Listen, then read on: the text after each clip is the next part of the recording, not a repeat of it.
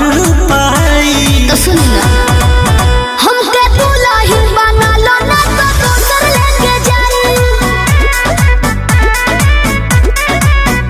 ई जवानिया के मजा कोनो दोसर उठाई। हमरा पीछे